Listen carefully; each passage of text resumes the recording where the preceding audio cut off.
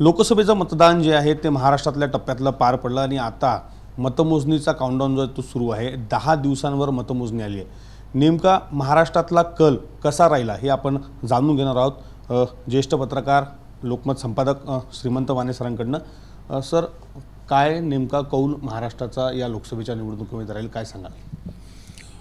याच्यामध्ये दोन गोष्टी आहेत। एक तर राष्ट्रीय पातळीवरती एक मोठा असा मुद्दा नाही आहे, हा पहिला भाग आहे। आणि दुसरं, हे लोकसभेचं जरी मतदान असलं, लोकसभेची जरी निवडणूक असली तरी बऱ्यापैकी राज्यातल्या राजकीय समीकरणांच्या आधारे ती लढली गेली आहे। म्हणजे शिवसेना आणि राष्ट्रवादी काँग्रेस हे दोन पक्ष फुटल्यानंतरची स्थिती, युतीमध्ये भाजपच्या सोबत एकनाथ शिंदे आणि अजित पवार असणे आणि दुसऱ्या बाजूला काँग्रेस आणि उद्धव ठाकरे आणि शरद पवारांचे गट। त्यामुळे ही देशाची जरी निवडणूक असली तरी महाराष्ट्रामध्ये तिचं स्वरूप मात्र राज्याच्या समीकरणांच्या वरती आधारित होता आणि त्याचा सगळा परिणाम आपल्याला निवडणुकांमध्ये दिसला। कोण बाजी मारेल या निवडणुकीमध्ये आणि कुठल्या मुद्द्यांवर हा प्रचार झाला? गेल्या दोन निवडणुकांमध्ये महाराष्ट्रामध्ये स्पष्टपणे जाणवणारी अशी मोदी लाट होती। ती लाट राज्याच्या समीकरणांमुळं या निवडणुकीमध्ये महाराष्ट्रात दिसली नाही। मोदींच्या अगदी 18-19 सभा आणि त्यांचा रोड शो वगैरे जरी झाला तरी महाराष्ट्रातली आत्ताची निवडणूक ही पूर्णपणे लोकल इक्वेशन्सवरती गेल्यामुळं मला असं वाटतं की महाविकास आघाडी आणि महायुती या दोन्हींची तुल्यबळ अशा पद्धतीची निवडणूक झालेली आहे। महायुतीला गेल्या वेळेला जे 41 जागा मिळाल्या होत्या आणि नंतर अमरावतीच्या खासदार पण भाजपकडे गेल्या, त्यामुळे 42 असं संख्याबळ होतं आणि उरलेल्या 6 जागा ज्या आहेत त्याच्यामधली 1 काँग्रेसची, 1 MIMची आणि 4 राष्ट्रवादी काँग्रेसच्या असं गणित होतं। त्याच्यामध्ये बराचसा बदल होईल आणि हे साधारणपणे बरोबरीचा सामना होईल असं एकंदरीत चित्र आहे। सर, यंदा साऱ्या देशाचं लक्ष जे आहे ते महाराष्ट्राकडे लागलेलं आहे। महाराष्ट्रात जर पाहिलं तर काय एकंदरीत वाटतं, कशा पद्धतीनं कौल कोणाकडे? महाराष्ट्राकडे देशाचं लक्ष लागण्याची दोन कारणं आहेत। एक, उत्तर भारतामध्ये भाजपचा प्रभाव असलेला, नरेंद्र मोदींचा प्रभाव असलेला हा भाग, आणि दुसरीकडं जिथं भाजपचा किंवा मोदींचा फारसा प्रभाव नाही असा दक्षिण भारत। उत्तर भारत आणि दक्षिण भारत याच्यामधला हे राज्य आहे, हा एक भाग। दुसरं, लोकसभेच्या जागा जर विचारात घेतल्या तर उत्तर प्रदेशच्या खालोखाल दुसऱ्या नंबरच्या जागा महाराष्ट्रात आहेत आणि त्यामुळं ज्याला आपण यशाची सर्वोच्च पायरी गाठली उत्तर भारतातली असं जर समजलो आणि त्याच्यामध्ये जी थोडी बहुत घट येण्याची शक्यता आहे, राजस्थानमध्ये आहे, हरियाणामध्ये आहे, थोडी बिहारमध्ये आहे, झालंच तर मध्य प्रदेश आणि गुजरातमध्ये पण थोडंसं जाणवेल, इतकं नाही जितकं राजस्थान किंवा हरियाणामध्ये जाणवेल। तर ही घट भरून काढणारी दोनच राज्य खरं तर भाजपचा प्रभाव असलेली अशी दिसत होती आणि ती म्हणजे महाराष्ट्र आणि कर्नाटक। पण कर्नाटकमध्ये जर घट झाली आणि महाराष्ट्रात जर घट झाली तर देशाचं एकूण जे समीकरण आहे, जे उत्तर भारत विरुद्ध दक्षिण भारत असं जे विभाजन झालेलं आहे, तर त्याच्यामध्ये ज्याला बॅलन्सिंग ॲक्ट म्हणतो तो महाराष्ट्र करेल आणि त्यामुळं महाराष्ट्रातला निकाल हा एकूण देशाच्याच आणि विशेषतः भारतीय जनता पक्ष पुन्हा तिसऱ्यांदा सत्तेत येण्याच्या दृष्टीनं हा निर्णायक अशा पद्धतीचं राज्य आहे किंवा निर्णायक कौल असेल महाराष्ट्राचा। महाविकास आघाडी आणि महायुती अशी लढत महाराष्ट्रामध्ये झाली, कोणाला किती जागा मिळेल असा अंदाज? नेमक्या जागा सांगणं शक्य नाही, परंतु एक साधारणपणे अंदाज जो मी बांधतोय तो साधारणपणे एक 22 ते 24च्या आसपास महायुतीच्या जागा असतील आणि एक 24 ते 26 किंवा त्याच्यात अवतीभोवती, म्हणजे जो एक हाफ वे मार्क जो आहे 24 जागांचा, त्याच्यापेक्षा थोडं कमी महायुती आणि थोडं जास्त महाविकास आघाडी असं चित्र राहील असं मला वाटतं महाराष्ट्रातलं। प्रचाराच्या वेळेस जर पाहिलं सर तर महाविकास आघाडीची जमेची बाजू कोणती होती आणि कुठल्या गोष्टी कमकुवत होत्या आणि तशाच महायुतीच्या कोणत्या होत्या? मला वाटतं महायुतीच्या जमेच्या बाजूंचा आपण अगोदर विचार करायला पाहिजे, कारण भारतीय जनता पक्षांची अत्यंत शिस्तबद्ध अशी प्रचार यंत्रणा हे महायुतीचं सगळ्यात मोठं यश होतं, सगळं शक्तिस्थळ होतं। त्याच्याबरोबरच एकनाथ शिंदे यांनी भाजपबरोबरच्या वाटाघाटीमध्ये त्यांना हव्या त्या जागा पदरात पाडून घेतल्यानंतर ज्या पद्धतीचा एक आउटरीच जो केला मतदारांच्या संदर्भात आणि त्यांच्या कार्यकर्ते, त्यांचे उमेदवार, त्याला ग्राउंडवरती किती यश मिळालं कदाचित आपल्याला निकालनंतर कळेल. परंतु एकनाथ शिंदेंची एकूण सक्रियता हा एक दुसरा त्यांचं शक्तीस्थळ होतं.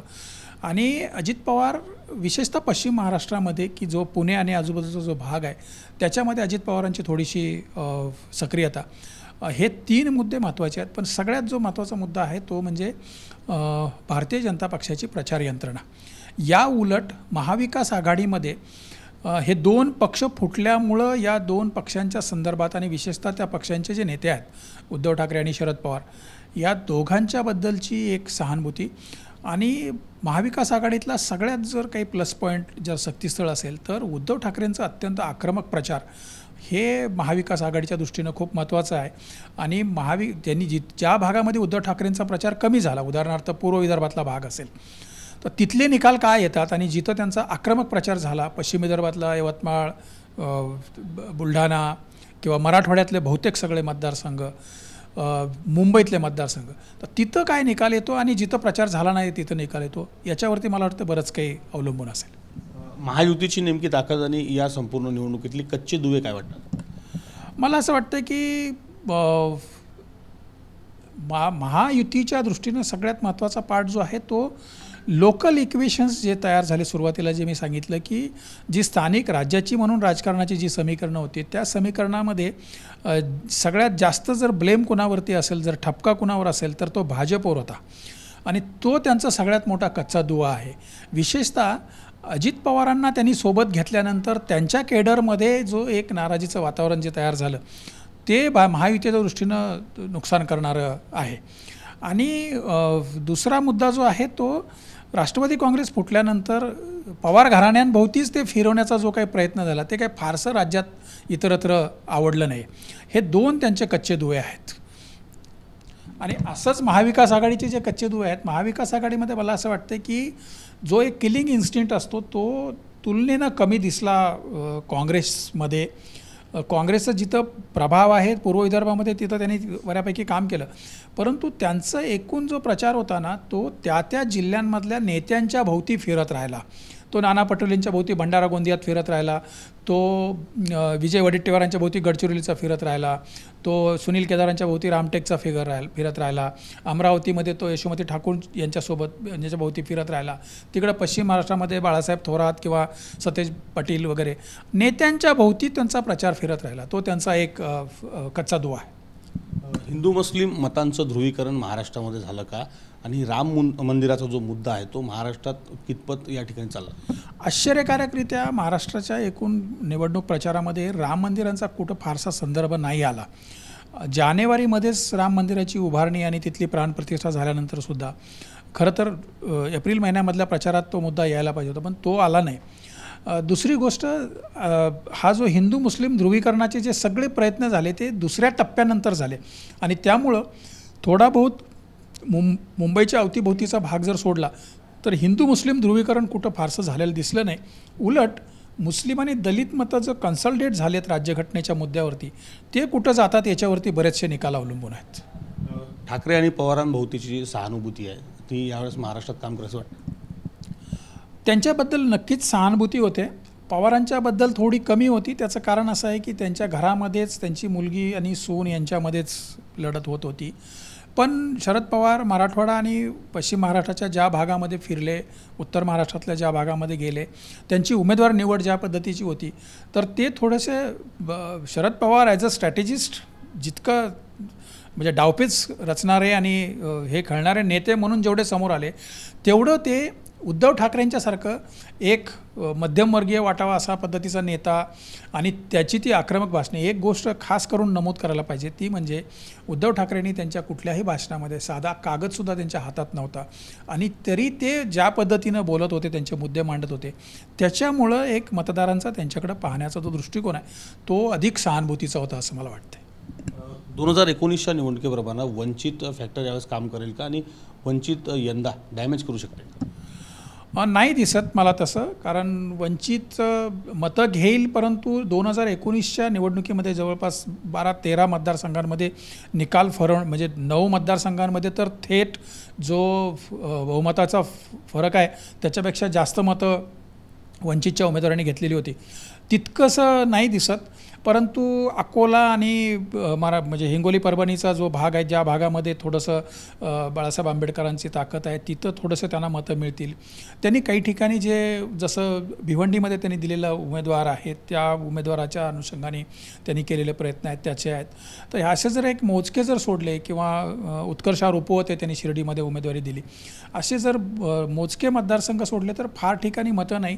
आणि स्टेट ॲज अ होल म्हणून संपूर्ण राज्यावरती प्रभाव पडेल इतकं मताचं विभाजन काही वंचितला यावेळेला वंचितमुळं होईल असं मला नाही वाटत. 400 पारचा नारा देशात दिला गेला. किती जागा देशामध्ये येतील आणि महाराष्ट्रात राहतील अशा पद्धतीचे काय विश्लेषण? मला वाटतं 400 तर होणार नाही. 400 पारचा नारा जरी असेल तरी 400 होणार नाही, ते बहुतेक सगळ्यांनी मान्य केलं आहे. मला असं वाटतं आहे की सिम्पल मेजॉरिटीच्या दृष्टीनंच ही स्पर्धा असेल आणि त्याच्यामध्ये NDA डेफिनेटली पुढं आहे सिम्पल मेजॉरिटी मिळवण्याच्या दृष्टीनं. भाजपला एकट्याला मेजॉरिटी मिळेल का हे मला असं वाटतं की शेवटच्या 2 टप्प्यामध्ये, कारण हा सगळा BJPचा स्ट्रॉंग होल्ड असलेले दोन्ही टप्पे आहेत.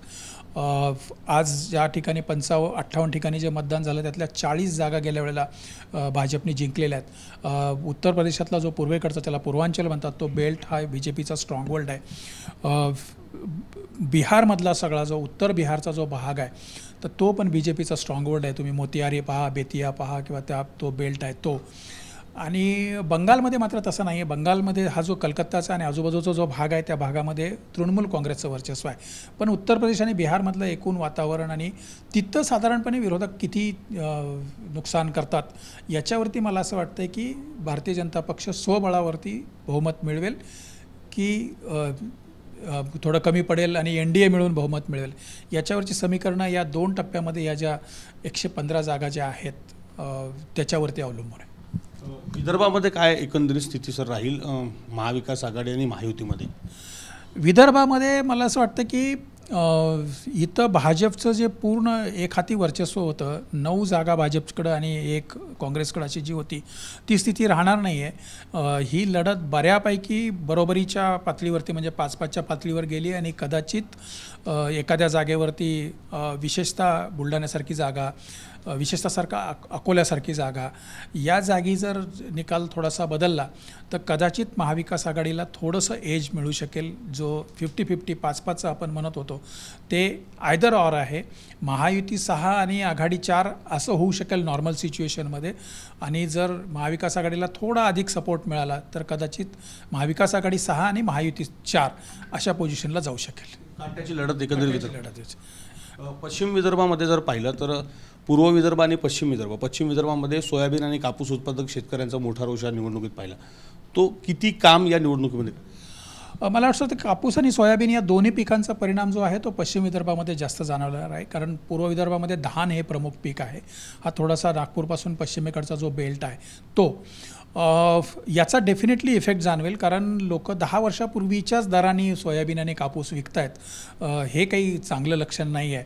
आणि या उलट शेतकऱ्यांचं उत्पन्न दुप्पट करण्याचा मुद्दा असेल. यावेळेला जाणवलेली सगळ्यात महत्त्वाची बाब म्हणजे ग्रामीण भागामध्ये शेतकऱ्यांच्यामध्ये एक अँटी मोदी करंट होता आणि तो करंट किती काम करतो हे याच्यावरती बरंचसं काही अवलंबून आहे. आणि त्यामुळंच पश्चिम विदर्भामध्ये विशेषतः अमरावती, यवतमाळ, अकोला, बुलढाणा या बेल्टमध्ये जिथं कापूस आणि सोयाबीनचं मोठ्या प्रमाणावरती उत्पादन होतं तिथं शेतकऱ्यांच्या नाराजीचा फटका सत्ताधाऱ्यांना बसेल हे म्हणजे असं स्पष्टपणे जाणवलं. आणि पूर्व विदर्भामध्ये कास्ट इक्वेशन्स अधिक निर्णायक ठरतील असं मला वाटतं आहे. जो DMK फॉर्म्युला जो आहे दलित, मुस्लिम आणि कुणबी, विशेषतः नागपूर शहर रामटेक रिझर्व असल्यामुळे तिथं शक्य नाही, परंतु वर्धा, चंद्रपूर हा जो बेल्ट आहे याच्यामधला कुणबी फॅक्टर जो आहे तो निवडणुकीवरती परिणाम करेल. आणि तो प्रामुख्यानं काँग्रेसच्या किंवा महाविकास आघाडीच्या बाजूने असल्यामुळं पूर्वी जिथं 1.5, 2, 3 लाखांनी विजयी झालेले जे महायुतीचे, भाजपचे जे उमेदवार होते त्यांना संघर्ष पण करावा लागलेला आहे. तो दिसेल आपल्याला निकालामध्ये आणि कदाचित काही ठिकाणचा निकाल बदलू पण शकतो. निश्चित कदाचित काही ठिकाणचा निकाल जो आहे तो बदलू शकतो. काट्याची लढत जी आहे ती महाविकास आघाडी आणि महायुतीमध्ये असल्याचं या ठिकाणी ज्येष्ठ पत्रकार श्रीमंत माने यांनी सांगितलं. कॅमेरामन विशालसह विवेक गावंडे, TVN मराठी, नागपूर.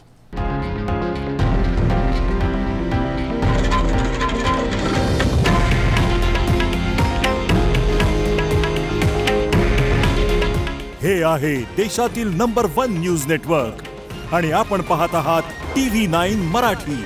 काळजी तुमची, हित महाराष्ट्राचं.